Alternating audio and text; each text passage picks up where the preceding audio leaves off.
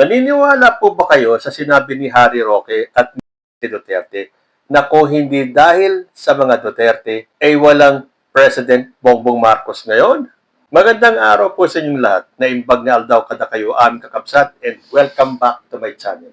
Tayo po ay pinuputakti ng mga survey firms na alam naman natin na mga maka-Duterte na kailangan nilang pabanguhin ang ratings ni Sara Duterte dahil malapit na po ang katapusan ni Sara Duterte. Dahil malapit na po ang impeachment niya sa House, may mga kaso siya sa Ombudsman, at may posibilidad na siya ay masangkot sa ICC. Dahil kung tatandaan po natin, si Las Cañas, na dating DDS, ay nagpadala ng kanyang affidavit sa ICC para patunayan na may kaugnayan si Sara Duterte sa AJK. So para luminis ang tingin ng tao kay Sara Duterte, kailangan nilang maglabas ng mga survey na nagsasabing nilampaso ni Sara Duterte si President Bongbong Marcos sa rating. Paano nangyari yun? Wala na ang ginagawa itong VP natin, panay nasa abroad eh. Tapos sasabihin nyo yung performance and trust rating. Anong performance? Anong tiwala ang pinagsasabi nyo dyan? Kayo-kayo na lang ang magbulahan. So, kung may mga survey na naglalabas na mataas si Sara Duterte, abay maglabas din tayo ng survey kung saan si President Bongbong Marcos ang nangunguna. Sabi po dito, Pangulong Marcos tinalo si VP Sara sa inilabas na survey results ng bagong Pilipinas Chronicles. Nanguna si Pangulong Ferdinand Bongbong Marcos Jr. sa isang 2028 Presidential Preference Survey na isinagawa ng grupong Bagong Pilipinas Chronicles. Batay sa inilabas na resulta, 77.7% ng mga respondent ang nagsabing susuportahan nila si Marcos sakaling tumakbo ito sa 2028 elections, habang 22.3% naman ang pumili kay Vice President Sara Duterte. Ayon sa grupo, ipinapakita umano ng survey ang patuloy na kumpiyansa ng publiko sa pamumuno ni Marcos at sa advokasiyang Bagong Pilipinas. Gayunpaman, sa ilalim ng 1987 Constitution, ang isang Pangulo ay maaari lamang magsilbi ng isang 6 na taong termino at hindi maaaring muling tumakbo para sa parehong posisyon. Kaya yung mga nagsasabi dyan na kung magkakaroon daw ng snap elections ngayon mananalo daw si Sara Duterte, tigil-tigilan nyo nga kami. Sino maniniwala sa inyo? Sa bagay, again, kanya-kanya po yan eh. Siyempre, yung mga DDS maniniwala sa mga survey na mataas si Sara Duterte. At siyempre tayo mga loyalista, maniniwala na nangunguna si Pangulong Bongbong Marcos. Kung tatakbo siya muli sa pagkapangulo sa 2028, sure win, panalo siya. Ang problema, hindi po yan pinapayagan sa ating saligang batas. Pero ito po ang magpapatunay na hindi si Sara Duterte ang nangunguna. Well, siguro kung sinasabi nilang sa 2028, nangunguna siya sa listahan or sa presidential preference. Pero may nakita po akong isang survey Sino ang inyong iboboto sa pagkapangulo? And at 35%, nanguna po si Leni Robredo. Pumangalawa lamang si Sara Duterte with 25%. Pangatlo, si Raffy Tulfo with 15%, Risa Hontiveros at 8%, and Bongo at 6%. Yan ay kung tatakbo si Leni Robredo. Pero sa tingin ninyo, kung ito mga ito ang magtutunggali sa 2028, sino sa tingin nyo ang mananalo? Leni Robredo ba o Sara Duterte? Pero tandaan po natin wala pa po ditong kandidato si President Bongbong Marcos. So, hintayin po natin kapag nagpahayag na lahat ng gustong tumakbo sa 2028. Pero sad to say mga DDS, Sara Duterte will never be President of the Philippines. So, paano kaya yan? Meron po kasi pinalalabas na post itong mga DDS. Sabi nila, ito ang posibleng pambato ng DDS sa darating na 2028 presidential at local election. At ang sabi pa rito, ang tunay na pag-asa ng Pilipinas nandito na. Sara Duterte for President and Rodante Marcoleta as Vice President. Nako, paano naman si Marcoleta? Yung 2000 na kanyang ipinangako nung election campaign, wala namang nangyari. Tapos tatakbo siyang Vice President? Tandaan ni Marcoleta na maraming Pilipino ang hindi pro-China. Yun ang ikatatalo ng mga DDS candidates. Dahil alam na alam natin na sila ay mga pro-China. Ang Pilipino po, majority ay pro-Philippines. So tinan natin kung ano magagawa ni Marcoleta kapag siya ay tumakbong Vice President. Pero siguro dapat tuparin niya muna yung 2,000 na yon para bumalik ang tiwala ng taong bayan sa kanya.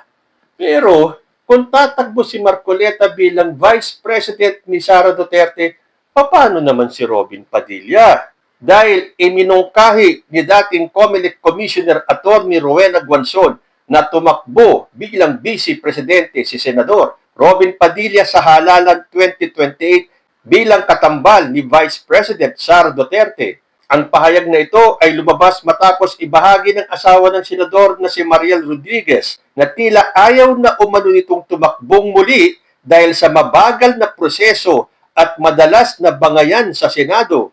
Pero ayon kay Guanzon, maaaring maging malakas ang tambalan dahil may suporta si VP Sara sa Visayas at Mindanao habang kilala naman si Padilla sa Luzon at Mindanao.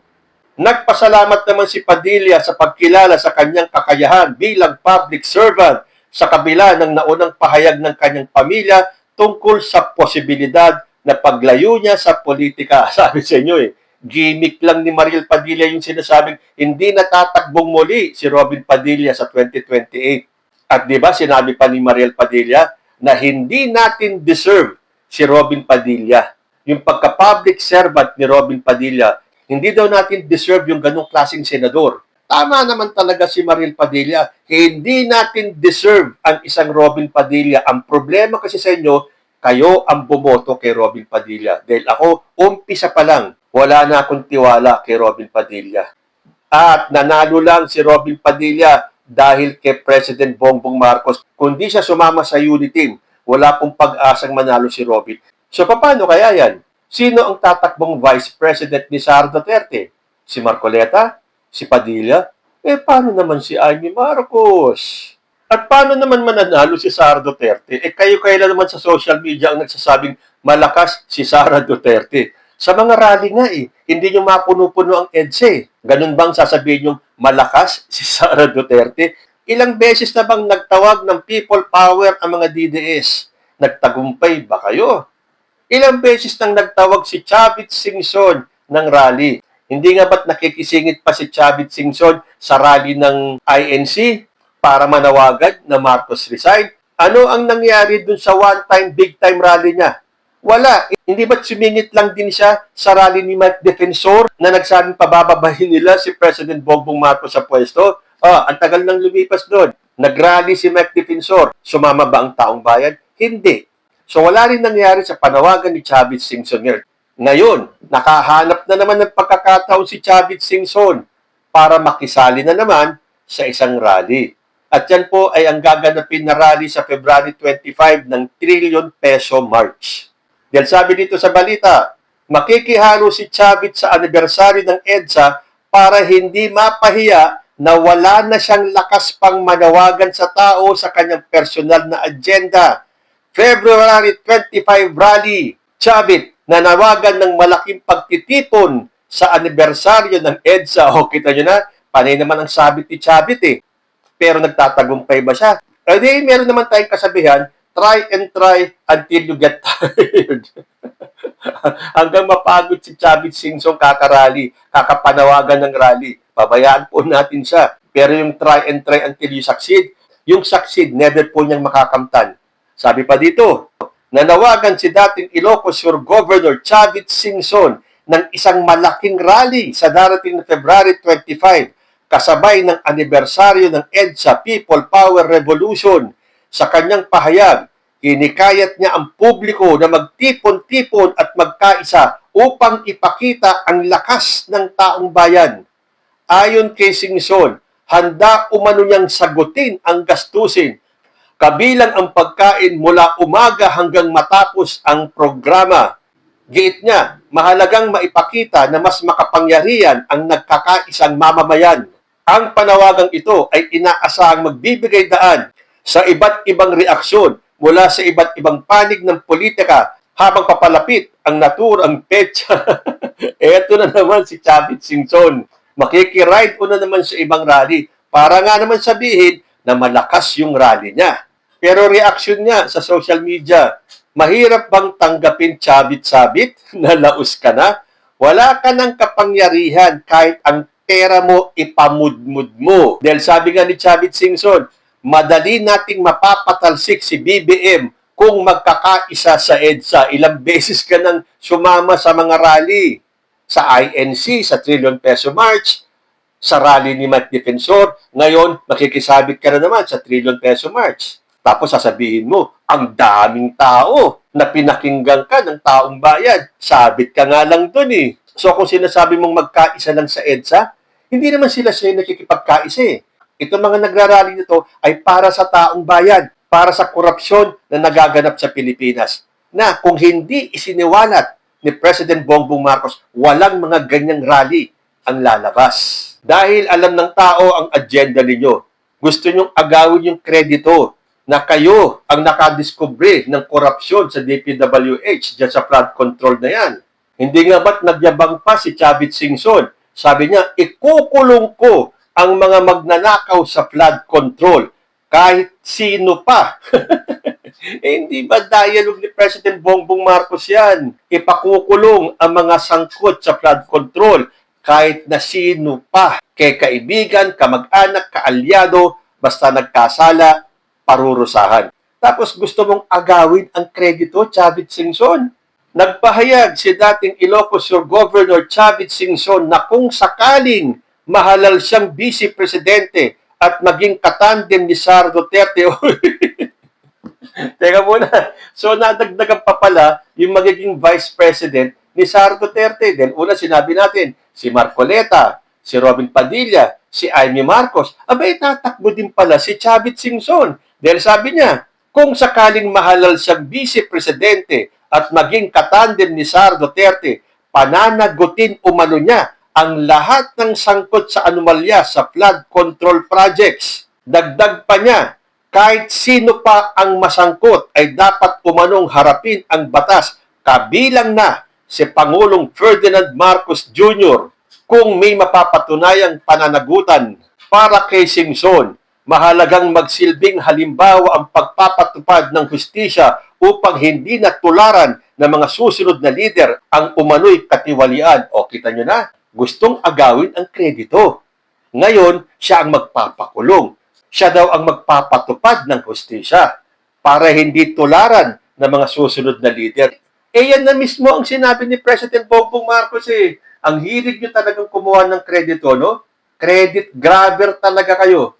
Ang problema dyan, sino kaya sa inyong apat ang gagawing Vice President ni Sara Duterte? Iyan ay kung makakatakbo pa si Sara Duterte sa 2028. Pero mabuti nga yun eh, para mapatunayan natin kung talagang nanalo si Sara Duterte on her own. At wala daw Bongbong Marcos ngayon na presidente kung hindi dahil sa mga Duterte. Dahil ang sabi ni Harry Roque, excuse po, kung hindi dahil kay VP Sara, hindi siya naging presidente. Banat naman si Duterte. Kung walang Duterte, wala ring Marcos. Tama ba ako? Teka muna, hindi nga kilala si Rodrigo Duterte dito nung hindi pa siya tumatakbong presidente noong 2016 eh. Hindi ba kailangan pa niyang hilingin ang tulong ni Amy Marcos para makilala siya sa Luzon? At hindi ba, hindi naman talaga tatakbong presidente si Sara Duterte?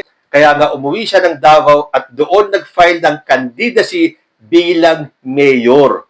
Dahil lumalabas sa mga survey noon na nawala ang pangalan ni Sara Duterte sa mga presidential at nanguna ang pangalan ni Bongbong Marcos sa mga survey. Kaya hindi na siya tumakbong presidente. Dahil alam niya, she doesn't stand a chance against Bongbong Marcos. At kung pinipilit ng mga DDS na nag-give way si Sara Duterte para maging presidente si Bongbong Marcos, huwag po niyong kakalimutan na galing mismo kay Sara Duterte na siya ang nakiusap kay Bongbong Marcos na gawin siyang Vice President. At kung ang ipanglalaban ninyo ay bakit mas mataas ang resulta ng boto ni Sara Duterte noong 2022, siya ay 32 million, si Bongbong Marcos 31 million, Alam naman natin mas maraming bumotong loyalista kay Sara Duterte dahil nga, sabi ni President Bongbong Marcos, Uniteam.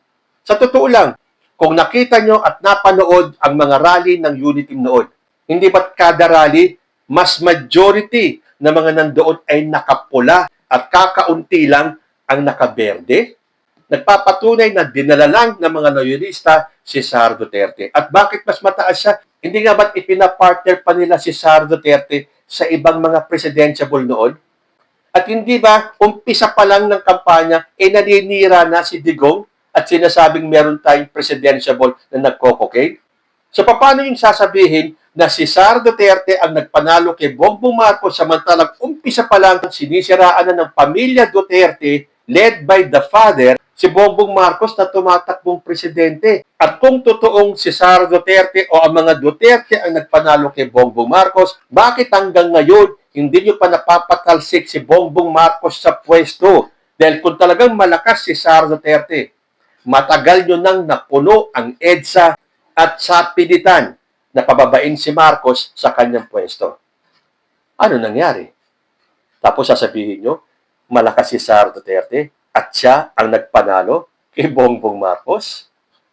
Kayo po, ano ang masasabi ninyo? Comment lang po down below and I will see you in my next video. Diyos, ti Agnina.